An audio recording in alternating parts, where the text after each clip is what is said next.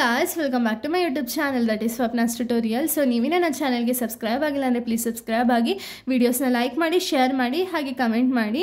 So ಈ ಒಂದು ವಿಡಿಯೋದಲ್ಲಿ ನಾನು ಮಾಡರ್ನ್ ಬ್ಯಾಂಕಿಂಗ್ನ ಎಕ್ಸ್ಪ್ಲೈನ್ ಮಾಡ್ತಿದ್ದೀನಿ. ಅದರಲ್ಲಿ ನಾನು ಪಾರ್ಟ್ 4ನ ಎಕ್ಸ್ಪ್ಲೈನ್ ಮಾಡ್ತಿದ್ದೀನಿ, ಓಕೆನಾ.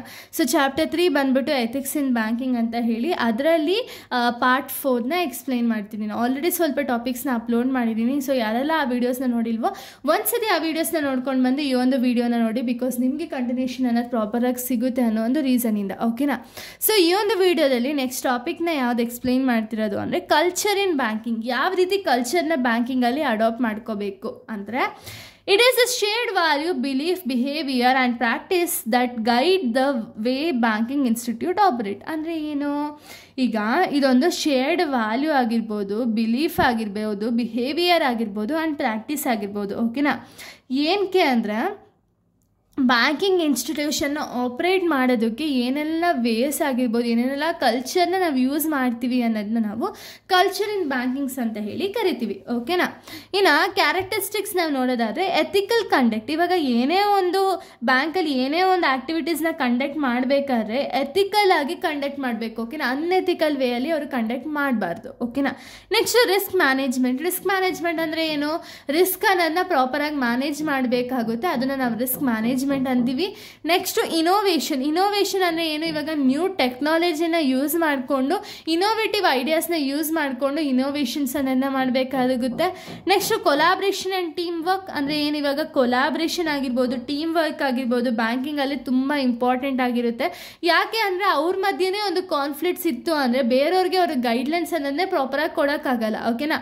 ಅದಕ್ಕೆ ಒಂದು ಕೊಲಾಬ್ರೇಷನ್ ಮತ್ತು ಟೀಮ್ ವರ್ಕ್ ಇದ್ರೆ ಏನಾಗುತ್ತೆ ಅಂದರೆ ಎಲ್ಲ ಆಕ್ಟಿವಿಟೀಸ್ ಫಾಸ್ಟಾಗಿ ರನ್ ಆಗುತ್ತೆ. ನೆಕ್ಸ್ಟ್ ಟ್ರಾನ್ಸ್ಪರೆನ್ಸಿ ಅಂದರೆ ಏನು, ಎಲ್ಲ ಇನ್ಫಾರ್ಮೇಷನ್ನು ಡಿಸ್ಕ್ಲೋಸ್ ಮಾಡಿರಬೇಕಾಗುತ್ತೆ, ಯಾವುದೇ ಇನ್ಫಾರ್ಮೇಷನ್ನು ಹೈಡ್ ಮಾಡಬಾರ್ದು. Next leadership and role model.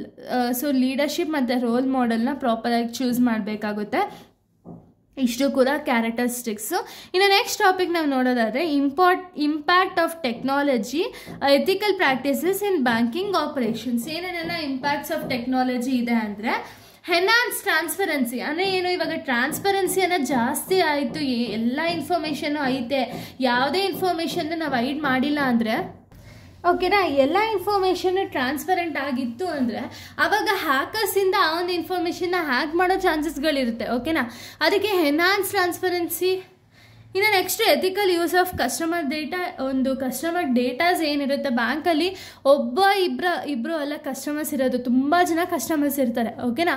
ಆ ಕಸ್ಟಮರ್ಸ್ ಡೇಟಾ ಏನಿದೆ ಅದನ್ನು ಎಥಿಕಲ್ ವೇಯಲ್ಲಿ ಇವ್ರು ಯೂಸ್ ಮಾಡ್ಕೋಬೇಕಾಗುತ್ತೆ. ಇನ್ನು ನೆಕ್ಸ್ಟ್ ಬಂದ್ಬಿಟ್ಟು ಇಂಪ್ರೂವ್ಡ್ ಕಾಂಪ್ಲೈನ್ಸ್ ವಿತ್ ರೆಗ್ಯುಲೇಷನ್ಸ್. ಏನು ರೂಲ್ಸು ರೆಗ್ಯುಲೇಷನ್ಸ್ ಇದೆ ಅಲ್ಲ, ಅದು ನೀಟಾಗಿ ಇಂಪ್ರೂವ್ ಮಾಡಿಕೊಂಡು ಆ ರೂಲ್ಸು ರೆಗ್ಯುಲೇಷನ್ಸ್ನ ಫಾಲೋ ಅಪ್ ಮಾಡಬೇಕಾಗುತ್ತೆ, ಓಕೆನಾ. ಇನ್ನು ನೆಕ್ಸ್ಟ್ ನೋಡೋದಾದರೆ, ಓಕೆನಾ, ನೆಕ್ಸ್ಟ್ ಬಂದ್ಬಿಟ್ಟು increases risk of cyber crime. So ಇವಾಗ ಇನ್ಫಾರ್ಮೇಷನ್ ಅನ್ನೋದು ಜಾಸ್ತಿ ಇರುತ್ತೆ ಬ್ಯಾಂಕಲ್ಲಿ, ಓಕೆನಾ. ಆ ಇನ್ಫಾರ್ಮೇಷನ್ ಅವ್ರು ಪ್ರಾಪರಾಗಿ ಯೂಸ್ ಮಾಡಲಿಲ್ಲ ಅಂದರೆ ಏನಾಗುತ್ತೆ ಅಂದರೆ ಸೈಬರ್ ಕ್ರೈಮ್ಸ್ ಅನ್ನೋದು ಇನ್ಕ್ರೀಸ್ ಆಗುತ್ತೆ, ಓಕೆನಾ. Next fraud prevention and detection. So ಇವಾಗ ಸೈಬರ್ ಕ್ರೈಮ್ ಅನ್ನೋದು ಇನ್ಕ್ರೀಸ್ ಆಯಿತು ಅಂದ್ಕೊಳ್ಳಿ, ಅವಾಗ ನಾವೇನು ಮಾಡಬೇಕು ಅಂದರೆ ಬ್ಯಾಂಕಿಂಗ್ ಅವರು ಫ್ರಾಡ್ ಪ್ರಿವೆನ್ಷನ್ ಆ್ಯಂಡ್ ಡಿಟೆಕ್ಷನ್ನ ಯೂಸ್ ಮಾಡಿಕೊಂಡು ಫ್ರಾಡುಲೆಂಟ್ ಆ್ಯಕ್ಟಿವಿಟೀಸ್ ಅನ್ನೋದನ್ನ ಡಿಕ್ರೀಸ್ ಮಾಡಬೇಕಾಗುತ್ತೆ. ಇನ್ನು ನೆಕ್ಸ್ಟು ಎಥಿಕಲ್ ಲೆಂಡಿಂಗ್ ಪ್ರಾಕ್ಟೀಸಸ್ ಅಂದರೆ ಯಾರಿಗೆ ಲೋನ್ನ ಕೊಟ್ಟರೆ ರಿಟರ್ನ್ ಕೊಡ್ತಾರೆ ಅನಿಸುತ್ತಲ್ವಾ, ಅಂಥವ್ರಿಗೆ ಮಾತ್ರ ಲೆಂಡಿಂಗ್ ಅನ್ನೋದನ್ನ ಮಾಡಬೇಕಾಗುತ್ತೆ. ಸೊ ಅದು ಎಥಿಕಲ್ ಲೆಂಡಿಂಗ್ ಪ್ರಾಕ್ಟೀಸಸ್ ಅನ್ನೋದನ್ನ ಮಾಡಬೇಕಾಗುತ್ತೆ. ಹಾಗೇ ಒಂದು ಬ್ಯಾಂಕಿಂಗಲ್ಲಿ ಯಾರಿರ್ತಾರೆ ನೋಡಿ, ಅವ್ರಿಗೆ ಯಾರು ಫೇವರ್ ಆಗುತ್ತೋ ಅವ್ರಿಗೆ ಮಾತ್ರ ಲೋನ್ ಕೊಡ್ತಾರೆ. ಸೊ ಇದನ್ನು ಮಾಡಬಾರ್ದು. ಇನ್ನು next greater customer empowerment. So ಅಲ್ಲಿ ಒಬ್ಬ ಅಲ್ಲ ಪರ್ಸನ್ಸ್ ಇರೋದು ಅಥವಾ ಕಸ್ಟಮರ್ಸ್ ಇರೋದು, ಜಾಸ್ತಿ ಜನ ಇದ್ದಾರೆ. ಸೊ ಕಸ್ಟಮರ್ ಎಂಪವರ್ಮೆಂಟ್ ಅನ್ನೋದು ಇನ್ಕ್ರೀಸ್ ಆಗಬೇಕಾಗುತ್ತೆ. ನೆಕ್ಸ್ಟ್ ಎಥಿಕಲ್ ಮಾರ್ಕೆಟಿಂಗ್ ಅನ್ನೋದು ಎಥಿಕಲ್ ವೇಯಲ್ಲಿ ರನ್ ಆಗಬೇಕಾಗುತ್ತೆ.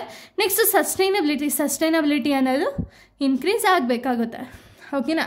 ಇಲ್ಲಿಗೆ 3rd ಚಾಪ್ಟರ್ ಅನ್ನೋದು ಕಂಪ್ಲೀಟ್ ಆಗುತ್ತೆ. ನೆಕ್ಸ್ಟ್ ವೀಡಿಯೋದಲ್ಲಿ ನಾನು 4th ಚಾಪ್ಟರ್ನ ಎಕ್ಸ್ಪ್ಲೈನ್ ಮಾಡ್ತೀನಿ. So thank you guys, thanks for watching.